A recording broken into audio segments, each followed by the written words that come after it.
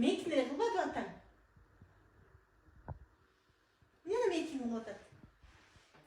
Kılmadı. Men kim kıldı var? Tüp saldım ondan. Kanki. Ondan. Ana ne kaldı basın?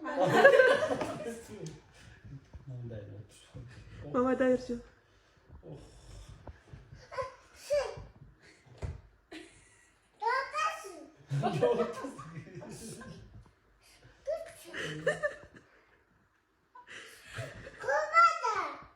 Beni de la kılmadı.